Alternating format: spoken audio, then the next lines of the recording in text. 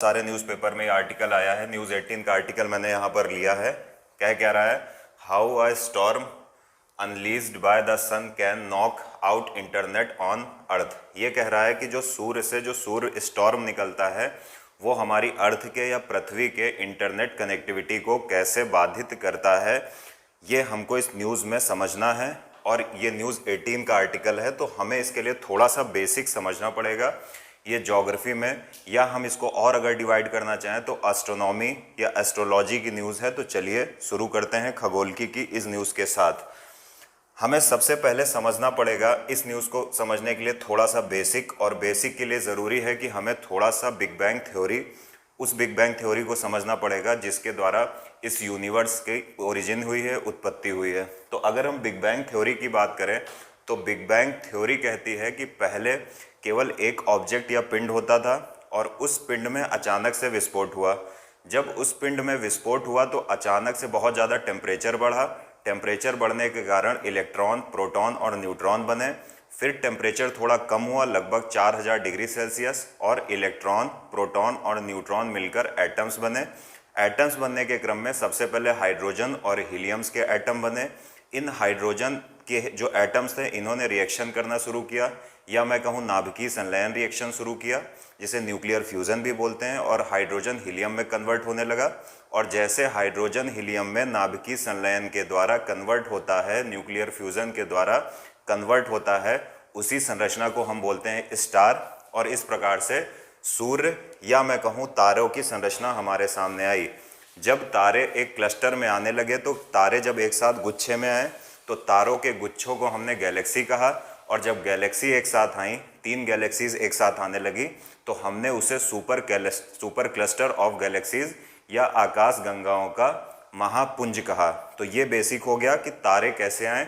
इस यूनिवर्स की उत्पत्ति के कई सिद्धांत हैं, लेकिन जो सबसे ऑथेंटिक या प्रमाणिक है वो है बिग बैंग थ्योरी। तो हमने ये समझा कि सन कैसे आया। अब हमें ये समझना पड़ेगा इस जो ये स्टॉर्म आते हैं, सोलर स्टॉर्म जो आते हैं, तूफान आते हैं, इसके लिए हमारे लिए ये जानना ज़रूरी है सन का स्ट्रक्चर या कंपोजिशन। तो चलिए शुरू करते हैं। देखिए, अगर आप इस डायग्राम में देख रहे होगे तो यहाँ पर लिखा है इंटरनल स्ट्रक्चर ऑफ सन, जिसमें 3 पार्ट में डिवाइड किया गया है। अंदर वाले पार्ट को कोर बोलते हैं, बीच वाले पार्ट को रेडिएटिव जोन बोलते हैं, और सबसे बाहर वाले पार्ट को कन्वेक्शन जोन या कन्वेक्टिव जोन बोलते हैं। तो चलिए एक मैं अलग से थोड़ा सा डायग्राम बनाता हूँ ताकि आप लोगों के समझने में आसानी हो जाए। अगर मैं सन से उसका एक भाग काट दूं इस प्रकार, ठीक है ना, मैंने क्या किया, अगर मैं सन से उसका एक भाग काट दूं तो कुछ ऐसी संरचना बन जाएगी, ठीक है ना। अब इस संरचना की या सन की जो इंटरनल स्ट्रक्चर है, इसको हम अंदर वाले पार्ट को कहते हैं कोर, उसके बाद रेडिएटिव जोन,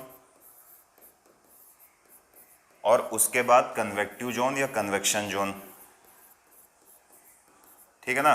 तो यहाँ पर सबसे पहले ये जानना ज़रूरी है कि सूर्य के जो आंतरिक संरचना है उसको हम 3 पार्ट्स में डिवाइड कर सकते हैं, कोर, रेडिएटिव जोन और कन्वेक्टिव जोन, ठीक है ना। अब अगर हम बात करें कोर, जो सूर्य का कोर होता है, यहाँ पर हाइड्रोजन से हाइड्रोजन बदलता है किसमें, हीलियम में। यानी जो सूर्य का कोर वाला भाग है, यहाँ पर हाइड्रोजन हाइड्रोजन न्यूक्लियर फ्यूज़न या नाभिकीय संलयन के द्वारा हीलियम में कन्वर्ट होते हैं और एनर्जी रिलीज होती है। ये एनर्जी क्या होती है, जो एनर्जी कोर में सन के बनती है, ये एनर्जी क्या होता है, ये एनर्जी पहले कोर से निकलती है। तो जो एनर्जी बनी वो एक्स और गामा रेस के फॉर्म में बनी, और ये एनर्जी आपको पता है कि सूर्य से फोटोन के रूप में रिलीज होती है। तो सूर्य के कोर में जो एनर्जी बनती है न्यूक्लियर फ्यूज़न या नाभिकीय संलयन के द्वारा, वो पैकेट के फॉर्म में कोर से या फोटोन पैकेट के रूप में कोर से निकलती है, फिर रेडिएटिव जोन होते हुए कन्वेक्टिव जोन में पहुंचती है, यानी सबसे बाहरी परत पर पहुंचती है। अब अगर हम कन्वेक्टिव जोन की बात करें या सूर्य की जो सबसे बाहरी वाली लेयर है उसकी बात करें, तो ये जो सूर्य की लेयर है इसमें सेल्स बने होते हैं, कोशिकाएं बनी होती हैं, और ये कोशिकाएं नीचे बड़ी होती हैं और जैसे जैसे आप ऊपर जाओगे छोटी दिखती जाएंगी। क्या होता है, ये कोशिकाएं देखिए ऐसे बनी होती हैं। सूर्य की जो सबसे बाहरी वाली स्ट्रक्चर है जिसे हम क्या जानते हैं, जिसे हम जानते हैं कन्वेक्टिव जोन में।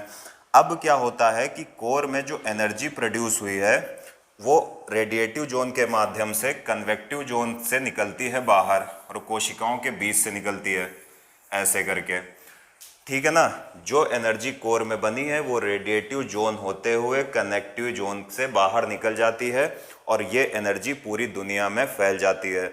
जब ये एनर्जी निकलती है तो अब क्या होता है, जो सन की सबसे बाहरी सतह है, ये वाली जो सतह आप देख रहे हो, इसको बोलते हैं फोटोस्फीयर। अब ये फोटोस्फीयर या प्रकाश मंडल क्या होता है, आपको पता है कि एनर्जी फोटोन के रूप में निकल रही है। फोटोन जो हमें निकलता हुआ दिखाई देता है, हमें सूर्य का इंटरनल पार्ट नहीं दिखाई देता है, हमें सूर्य का वो पार्ट दिखाई देता है जहां से एनर्जी फोटोन पैकेट के रूप में निकलती है, यानी हमें सूर्य का चमकता हुआ भाग दिखाई देता है। हम जब ऊपर देखते हैं तो हमें सूर्य का चमकता हुआ भाग दिखाई देता है, उसी चमकते हुए भाग को फोटोस्फीयर कहते हैं। इसके आगे अगर हम आ जाएं तो सन का एक एटमॉस्फेयर होता है, सन के एटमॉस्फेयर को बोलते हैं क्रोमोस्फेयर। क्रोमोस्फीयर। तो हमने क्या देखा कि एनर्जी कोर में बन रही है, हाइड्रोजन हीलियम में कन्वर्ट हो रहा है और इससे एनर्जी रेडिएटिव जोन से होते हुए कन्वेक्टिव जोन के माध्यम से बाहर निकलती है और पूरी दुनिया में फैल जाती है। अब यहाँ पर हमने समझा क्या क्या, हमने कोर समझ लिया, रेडिएटिव जोन समझ लिया, कन्वेक्टिव जोन समझ लिया और उसके बाद फोटोस्फीयर समझ लिया, क्रोमोस्फीयर समझ लिया। अब ये सब समझने के बाद हमारे लिए जानना ये ज़रूरी है कि सोलर फ्लेयर क्या होता है। देखिए, ये जो एनर्जी बन रही है, जब ये नॉर्मल निकलती रहती है तो उसे सन एनर्जी बोलते हैं, कोई प्रॉब्लम नहीं होती है। लेकिन कभी कभी ऐसा होता है कि जो सूर्य का कोर है, यहाँ पर न्यूक्लियर फ्यूजन बहुत तेज गति से होने लगता है, नाभिकीय संलयन बहुत तेज गति से होने लगता है, हाइड्रोजन बहुत तेज हीलियम में कन्वर्ट होने लगता है, बहुत ज़्यादा एनर्जी निकलती है। और बहुत ज़्यादा एनर्जी जब निकलती है तो आपको कुछ ऐसा स्ट्रक्चर देखने को मिलता है, बहुत ज़्यादा एनर्जी सन से निकलती है, इसको बोलते हैं सोलर फ्लेयर या सोलर स्टॉर्म। कई प्रकार के नाम से हम इसे जानते हैं। मतलब जब सूर्य के कोर में न्यूक्लियर फ्यूजन या नाभिकीय संलयन बहुत तीव्र गति से बहुत ज़्यादा होने लगता है तो एनर्जी जो सामान्यतः सन से निकलती है, सभी ग्रहों को प्राप्त होती है, वो बहुत ज़्यादा निकलने लगती है सन से एनर्जी और बहुत ज़्यादा सारे ग्रहों को मिलती है। इसे ही बोलते हैं सौर तूफान या सोलर फ्लेयर या सोलर स्टॉर्म। पहली चीज़ तो हमने ये समझ ली। अब यहाँ पर क्या होता है, जब ये सोलर स्टॉर्म आता है तो सोलर स्टॉर्म पूरी दुनिया को प्रभावित करता है। यह सौरिक तूफान जिसे हम बोलते हैं, सूर्य तूफान, पूरी दुनिया में इंटरनेट कनेक्टिविटी को प्रभावित करता है। अब देखिए, अब जो मैंने पीछे एक डायग्राम बनाया है, थोड़ी सी अगर हम और जानकारी लेना चाहें तो हम क्या देखते हैं कि यहाँ से जो सूर्य की एनर्जी निकलती है तो इस एनर्जी से के साथ साथ कुछ गैसेस भी सूर्य से निकलती हैं, यानी एनर्जी भी निकल रही है और गैसेस भी निकल रही हैं।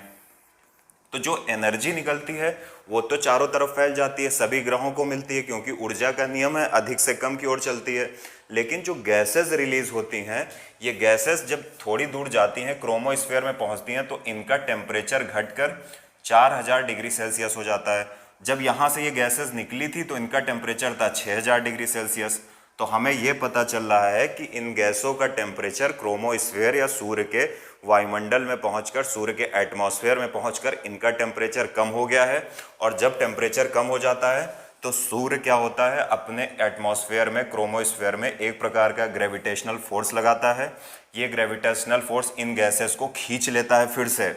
अब ये जो गैसें सूर्य से निकली थी, हाइड्रोजन जैसी गैसें, जब ये वापस आती हैं तो इनका टेम्परेचर मैं कह चुका हूँ कि कम है। तो ये कहाँ से एंटर करती हैं, ये सुनिए।